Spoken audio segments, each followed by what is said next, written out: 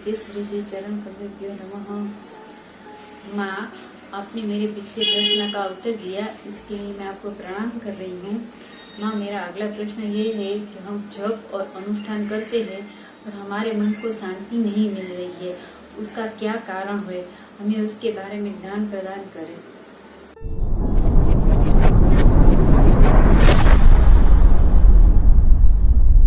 सदगुरु भगवान की जय हो। आपने बहुत सुंदर प्रश्न किया है कि हम जप करते हैं तो हमें शांति क्यों नहीं मिलती, हमारा जप क्यों फल नहीं देता। बात तो सही है। कई साधक जापक मेरे पास आते हैं और कहते हैं बेटा कि उनकी स्थिति भी ऐसी होती है, ऐसा करते कि हम जप जाप करते ऊब जाते हैं, शांति नहीं मिलती। तो कहाँ हमारी गलती है? अगर कहाँ हमारे पास वैज्ञानिकता है नहीं जप करने से, अगर गुरुदत्त शक्ति के साथ हम जप नहीं करते, ये सब कारण होता है शांति नहीं मिलने का। तो हमारा ये यंत्र है ने, देखो हम बोलते हैं तो उसी में बाह्य वायु की ज़रूरत पड़ती है। हमारे शरीर में ये यंत्र में पंच प्राण मुख्य है, पंच उपप्राण है, तो वायु के बिना हमारा कुछ नहीं चलता, ये शरीर ही नहीं चलेगा। तो जब हम जाप करते हैं, कोई मंत्र जाप करते हैं, तो जाप 3 प्रकार के होते हैं। वाचिक यानी कि वैखरिक जाप होता है, उपांशु और मानसिक जाप रहता है। तो पहले हम वैखरिक जाप कैसे किया जाता है, कैसे करते लोग, जापक कैसे करते हैं विनियोग, वही मैं बता रही हूँ। जैसे कि कोई मंत्र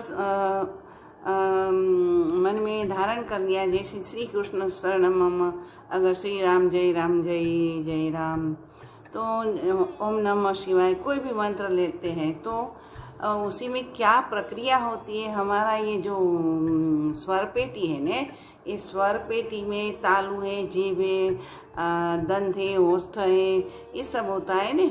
तो उसी से हम जब बोलते हैं तो बाहरी वायु हम लेते हैं और नाभि से ऊपर उठता है, तब हमारे यहाँ जो वर्णमाला है और आ ई उ जो बोलते हैं, कक को बोलते हैं गुजराती में, तो उसी का वर्णमाला से हम ये अक्षर चुन लेते हैं और वायु के घर्षण से हम आवाज़ निकाल सकते, श्री कृष्ण शरणम मम हम बोल सकते। वायु के बिना आप सुन ही नहीं पाते। शून्यावकाश में ये जो है आवाज़ की गति नहीं जाती, तो वायु बाह्य वायु की ज़रूरत है। तो हम श्री कृष्ण शरणम मम, श्री कृष्ण शरणम मम, अगर ओम नमः शिवाय, ओम नमः शिवाय, श्री राम जय राम कुछ भी बोले, तो हमारा ये जो स्वर पेटी के जो साधन है, दंत तालु होठ, ये सब इस्तेमाल होते, उसी की चेष्टा ज़रूरी है, तब तो ये वर्णमाला के अक्षर बाहर आते। तो उसे कहते वैखरी जप, यानी कि भौतिक जप, मटीरियल जप कहा जाता है, बाहरी जप कहा जाता है, और वैखरी जप ठीक लगता है। तो वो करने से एक कसरत होती है, हमें थकान लगती है, आदमी ऊब जाता है। तो मानसिक जप करना चाहिए। तो मानसिक जप में क्या होता है, उसी में भी ये वर्णमाला का उपयोग तो होता है, लेकिन बाह्य वायु का उपयोग नहीं होता। आभ्यंतरिक वायु जो भीतर है हृदय आकाश में, शरीर में, उसी का उपयोग होता है। आप ऐसे करो जो बेटा श्री राम जय राम, तो होठ भी नहीं हिलेगा, दांत और जीवा कुछ भी काम नहीं करेगा, आहत नहीं होगा, संघर्ष नहीं होगा।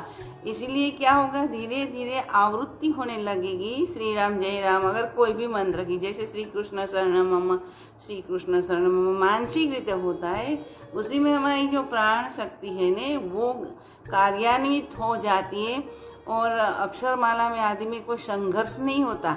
इसी के संघर्ष के बजाय क्या होता है, एक प्रवाह ऊपर की ओर उठने लगता है, आकाश तत्व की ओर उठने लगता है।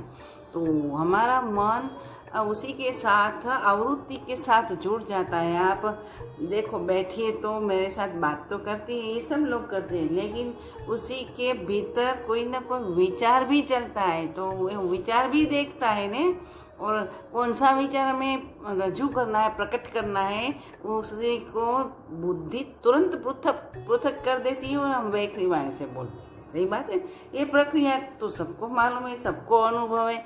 तो हम क्या करेंगे, मानसिक जप करने के लिए हमें क्या करना चाहिए, हमारा आभ्यंतरिक वायु का साथ लेना चाहिए, आश्रय लेना चाहिए। और मानसिक जप करने से होठ भी नहीं हिलेगा, हमारी मानसिक वृत्ति के साथ हमारा जो प्राण रूपी बिंदु है वो बिंदु प्रवाहित होने लगता है, और प्रवाहित होते हैं तो ऊपर की गति पकड़ लेता है।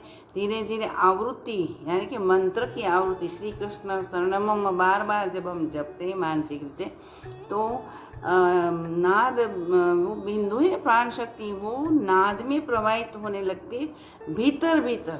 इसलिए क्या होता है कि जो हम मंत्र बोलते हैं उसी की तरंग ध्वनि का हमें अनुभव होने लगता है, बाहर नहीं निकलती, भीतर भीतर मानसिक तौर पर हम ये तरंग की अनुभूति करने लगते हैं।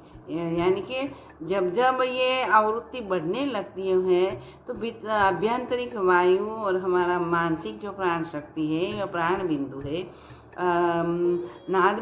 नाद में रूपांतरित होने लगते हैं, तो भीतर का नाद सुनाई देता है। युग में लिखा है ना कि चिंचणी नाद सुनते बांसुरी का नाद भीतर सुनाई देता है। तो क्यों देता है, इसी की वजह से देता है। यहाँ वैज्ञानिक लॉ काम करता है, नियम काम करता है संघर्ष का। संघर्ष आहत होता है तब तो आवाज़ उत्पन्न होती है, तो वो नाद धीरे धीरे आवाज़ भी धीरे धीरे बंद कर देता है, और फिर क्या होगी, एक प्रकाश उत्पन्न। जैसे चमक को हम ऐसे करते हैं तो पहले आवाज़ भी आती है, धीरे धीरे क्या होता है, प्रकाश का स्पार्किंग भी हमें देखने को मिलता है। वही जो लो है, वही लो हमारे भीतर काम करता है। तो जैसे जैसे हमारे मंत्र का आवर्तन बढ़ता जाता है, भीतरीय अंतर्मुखी वृत्ति बढ़ने लगती है, और प्राण जब बिंदु स्वरूप प्राण नाद में परिवर्तित होता है, तो धीरे धीरे एक ज्योति अक्षरमाला जो होती है वो ज्योति स्वरूप है।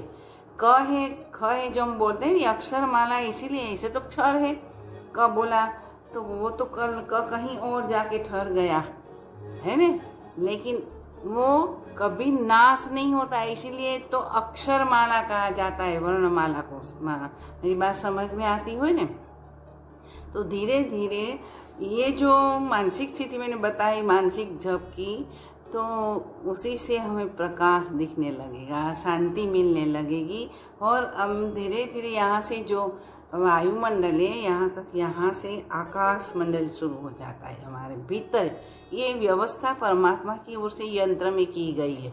तो वायुमंडल छोड़ के नाद की ध्वनि प्रकाश आकाश मंडल में प्रवेश करने का अधिकार साधक को प्राप्त हो जाता है। जब आकाश मंडल के अनेक स्तर है, वायुमंडल के भी स्तर है, जैसे हम पृथ्वी में देखते हैं ना कि कितने वायुमंडल है, वैज्ञानिक बोलते हैं आज ओजोन वायु का पट ऐसा होने लगता है। तो हमारे भी भीतर वायुमंडल के अनेक स्तर है, आकाश के भी अनेक स्तर है।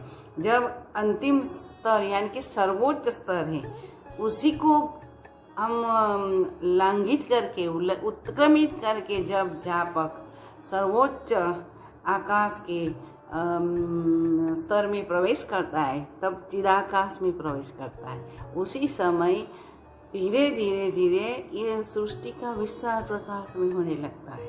उसी को वो मिलने लगती है, दूरदर्शन दूरश्रवण की सिद्धियाँ मिलने लगती है। तो ये मानसिक जप ऐसे तरीके से जप होगा, उसी में गुरु प्रदत्त शक्ति को जोड़ देना चाहिए।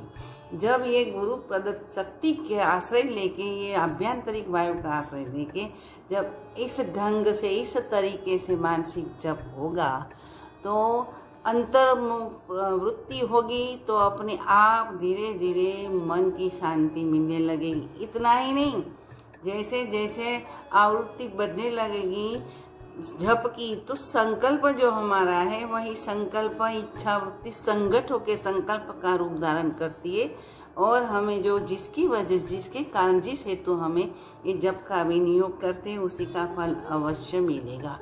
ये मंत्र शास्त्र का सिद्धांत है। कोई भी मंत्र लो, उसी का तुम अनुष्ठान करोगे तो ऐसा शास्त्र का नियम है, मंत्र शास्त्र का कि भी ओमकार है, एक अक्षर का है, तो उसी का 1 लाख जप करना चाहिए। इसी ढंग से मानसिक तौर से तो उसी का यज्ञ करना चाहिए। तो यज्ञ हम नहीं करेंगे तो मानसिक यज्ञ करेंगे, जैसे कि उसी का दशांश करेंगे, 1 लाख का दशांश, 10,000 इसी का दशांश तर्पण, 1,000 इसी का तर्पण, 100 मंत्र और अंत में फिर 1 माला करना। ये वर्तमान मंत्र शास्त्र का नियम है।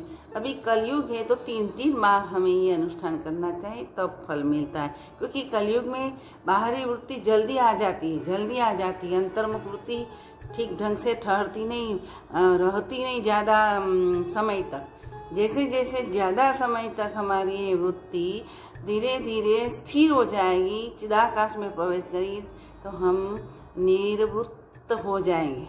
निवृत्त तो होते हैं संसार से, लेकिन निवृत्त हो जाएंगे, हमारे भीतर वृत्ति विहीन अवस्था हो जाती है। उसी को आस्था कहते, श्रद्धा है, वहाँ से श्रद्धा शुरू हो जाती है।